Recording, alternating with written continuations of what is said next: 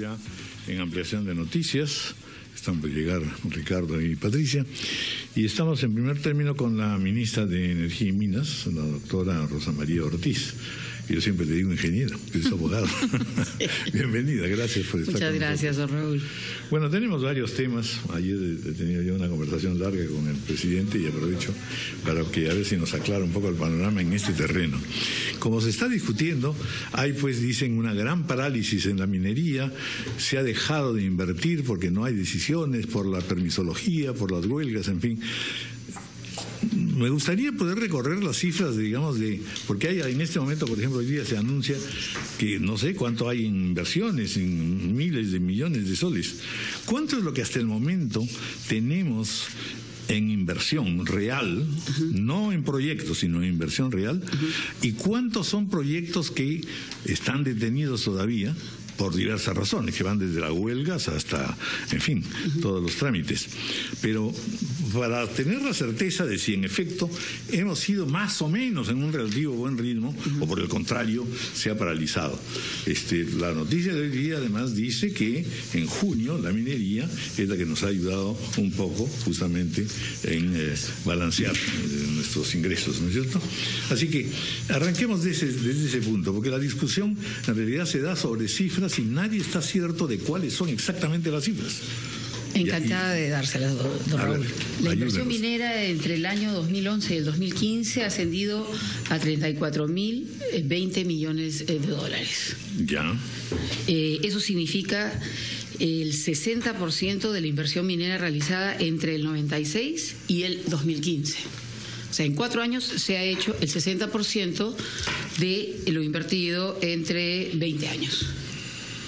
Esas son las cifras reales. Ya. Ahora, proyectos en cartera tenemos 63.115 millones. Esos todavía son proyectos en cartera que están para ejecutarse en los años venideros, ¿no? Y cuya parálisis se debe, en fin, a diversos factores. Diversos factores. En los cuales el gobierno ha trabajado para evitarlos, superarlos, o por el contrario, hemos caído en la fatalidad, porque fíjense que estamos hablando de una muy buena cantidad de dinero, que duplica prácticamente lo invertido hasta hoy. Correcto, no. Lo que sucede en algunos casos son cosas totalmente ajenas al gobierno, por ejemplo, decisiones de las empresas por razones propias de ellas de no invertir, caso concreto Abeco en el sur.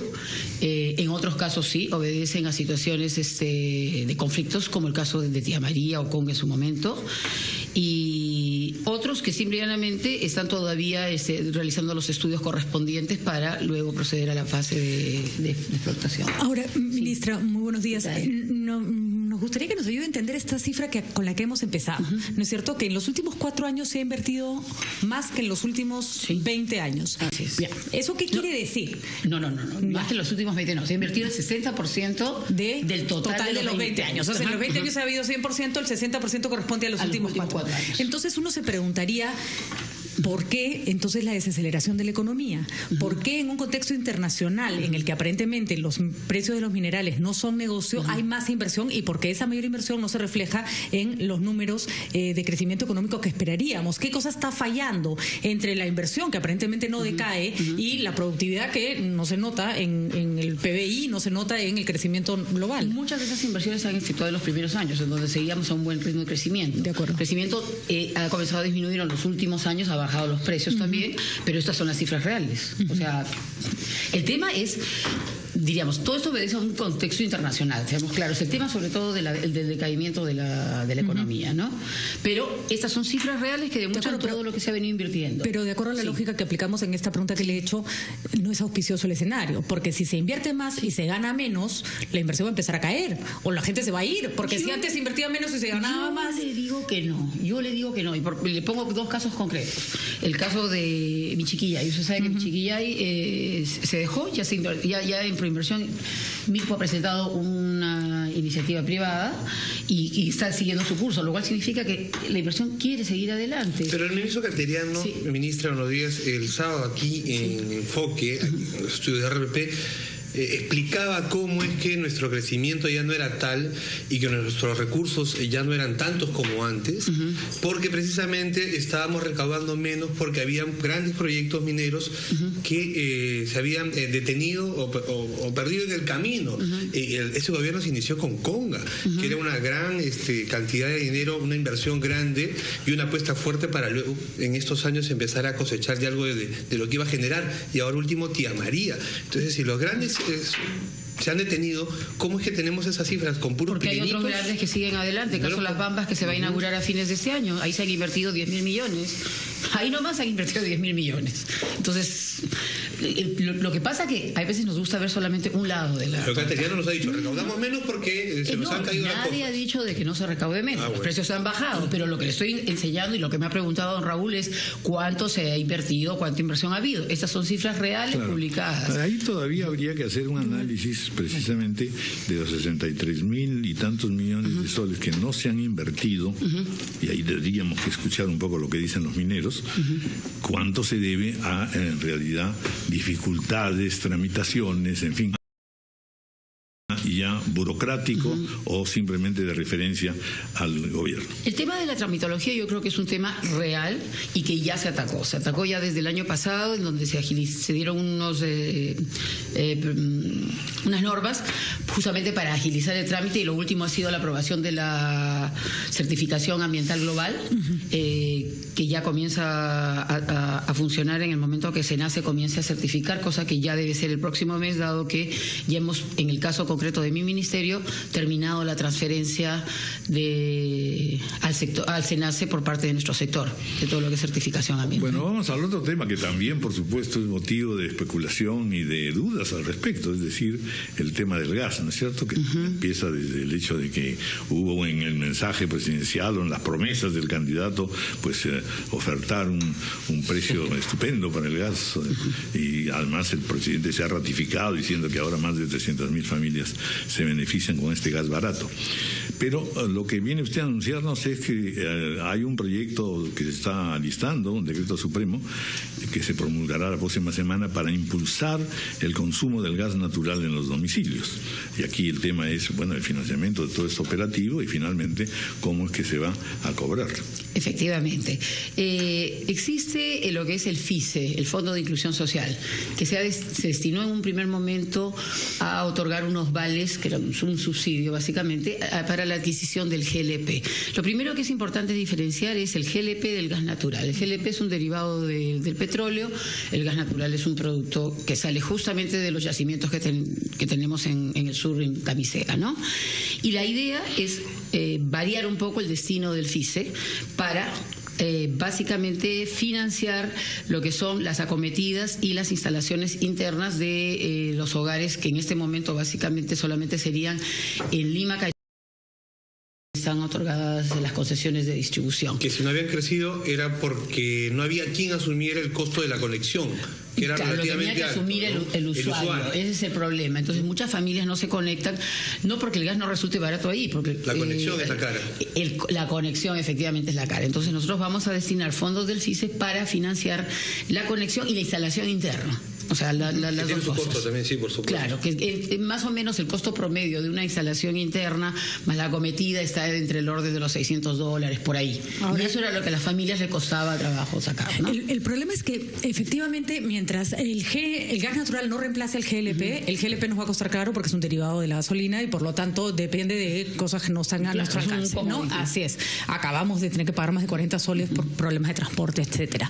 Y efectivamente el cambio de matriz energética por gas natural demora. Sin embargo, no pareciéramos, y este no es un problema de ahora que lo venimos arrastrando, estar avanzando a la velocidad que debemos. El gobierno habla de 300.000 familias beneficiadas. ¿Son más? ¿Cuántas? 7 millones de familias en el Perú. ¿Cuánta gente? O sea, somos muy poquitos los que en este momento reciben gas barato. Es más, si cualquier vecino en este momento dijera, ojo, yo quiero el gas natural, le van a decir, por su distrito todavía no pasa la conexión. ¿cuánto de ese gas que se está exportando estamos dejando de aprovecharlo y en cuánto tiempo estaríamos en condiciones de aprovecharlo? No, yo no creo que el tema de la exportación esté en detrimento del uso nacional. Porque ojo que son reservas que se van a acabar, o sea, sí, el gas no es para siempre. Pero ¿no? El uso doméstico es mínimo, entonces hay de sobra realmente para uso doméstico. Además, existen todavía una serie de reservas de otros lotes que están en la misma zona, caso del 58. O sea, eso no es problema. Yo no creo que el tema vaya por ahí. El tema es que el proceso de masificación toma su tiempo. Nosotros, si vamos a ser claros, tenemos recién 10 años de uso de gas natural. Acuérdese usted del contrato los contratos de Camisea se celebraron en el 2000 y el ducto llegó a Lima el 2014, ¿no? Perdón, 2004, con lo cual se han cumplido 10 años el año pasado. Y esto que implica la construcción justamente de ductos, de redes, etcétera. Eso toma, por eso le digo, su tiempo en la habilitación de que pueda llegar a cada casa. Que no se puede dejar en manos de la empresa privada 100% porque es una preocupación de Estado, digamos. Sí, es correcto. Y por eso no se ha hecho todavía, porque el privado dice, bueno, acá no hay posibilidades, entonces no entro a ese distrito, no entro a esa urbanización, no entro a esa provincia. ¿Cómo va a ser el Estado para que ese fondo, ese FICE, se convierta en una inversión que permita a la gente tener ese gas natural barato en su casa? Ya las líneas de la red pasan por una serie de distritos de Lima y por una serie de estas casas que lo que no han hecho es la conexión. En este momento tenemos conectados entre Lima, Callao, alrededor de cerca de 300.000 familias conectadas y la intención es llegar a 500.000 a julio del 2016. O sea, en un año diríamos casi el 70% de lo que se ha hecho en los años previos, ¿no? Como financiando, como le repito, la cometida y el costo de la instalación. Esto también va, de alguna manera, y ya lo hemos conversado con la empresa, a permitir que la empresa siga atendiendo redes y ductos ya en otras zonas y de esa manera seguir incrementando y poder abarcar mucho más familias. En paralelo, ya existen 2 concesiones otorgadas y que deben de entrar a operar principios del próximo año con gasoductos virtuales, que la Buena Pro se otorgó el año pasado, y esto es llevar con camiones a las entradas de determinadas ciudades, tanto en el norte como en el sur. Es que a mí me asusta eso de los camiones, pero bueno, esa es una salida, ¿no? Funcionan en todo el mundo, ¿va? Pero ojo, para eso se tiene que asegurar que viajen con todas las condiciones de seguridad, correcto, ¿no? Correcto. Porque ya hemos visto algunos accidentes, el nombre es muy curioso y poético, ¿no es cierto? Virtuales. Es que lo que pasa es que son no llega viaducto. La red no llega a viaducto. Entonces se llega a un punto en donde se vuelve a regasificar el gas, porque esto viaja licuefactado, se regasifica y ahí sí, en esa ciudad, el concesionario tiende unos... Yo, ministra, le recomiendo no llevemos los balones de gas en bicicleta, porque somos un país que llevan el balón de gas en bicicleta, entonces ya me imagino que el mañana va a llegar el camión jalado por un triciclo. Pero entiendo, no va de esa forma. Pero también deberíamos acostumbrarnos a que el gas es peligroso y que no hay que transportarlo de cualquier manera. Y quería hacerle esta pregunta porque se ha dicho mucho que los intereses creados de los vendedores de GLP son los que de alguna manera le han hecho que el gobierno o los gobiernos no avancen en la habilitación para el gas natural. Yo no creo que esa sea la razón, y hablamos de, como usted dice, de los gobiernos. Yo creo que han habido muchos errores, probablemente producto del desconocimiento, sobre todo en los gobiernos anteriores, pues tengo que decirlo así. Por ejemplo, le pongo el ejemplo claro, cuando se firmó el contrato, los contratos de Camisea, concretamente cuando se firmó el contrato con la transportadora que era TGP, estaba la obligación de que al año tenían que trasladar este contrato, o sea, para que no hubiera integración vertical, tenían que transferir la parte de distribución a otro operador. Y en el contrato original, ¿qué se había colocado? Se había colocado que un determinado número de usuarios conectados y esto iba aumentando cada año. Para hacer la transferencia en ese momento a Tractebel, que fue la empresa, se cambió una palabrita, pero que fue detonante y fue lo que justamente no impulsó un mayor desarrollo. De conectados se puso conectables. Esa palabra, ¿qué hizo? Que la empresa lo único que tenía era que hacer lo que ha hecho hasta ahora, tender redes, pasar por la puerta de una calle y eran conectables. Ya no tenía ninguna obligación. Estos incentivos se perdieron. Cosa que se corrigió, se corrigió alrededor del 2010, 11, o sea, no ha sido este gobierno, no vamos a robar un hecho que se dio, se volvió a poner conectados con un número determinado y esto impulsó un poco más esta conexión, y ahora por supuesto que seguimos en la misma línea con las empresas. Por ejemplo, perdón, solo para terminar, los concesionarios de estos ductos virtuales del norte y del sur tienen sus obligaciones establecidas para conectar determinado número de usuarios cada año. Vamos a hacer una pausa. Bueno, esta conversación con la ministra nos está dando sorpresas en realidad, porque vamos a preguntarnos cuánto pagamos nosotros en realidad. Entonces, y cómo es la distribución, en fin. En buena cuenta, independientemente de todo lo que hemos debatido, que la promesa no se cumplió, etcétera, estamos pues a puertas de un momento bastante más y de cumplir la promesa. Y de cumplir la promesa. Lo segundo, a ver, gasoducto sur peruano, sobre el cual también hay discusiones, intereses y preocupaciones. ¿En qué punto estamos? Bueno, está en este momento un avance del 20% en la construcción, siguiendo su cronograma. Va bien, tiene un buen relacionamiento, en este caso la empresa, con las comunidades, entonces esto le permite ir avanzando sin problemas. Y bueno, a este paso debemos tener este gasoducto llegando a la costa a fines del 2017 o en todo caso el 2018, ¿no?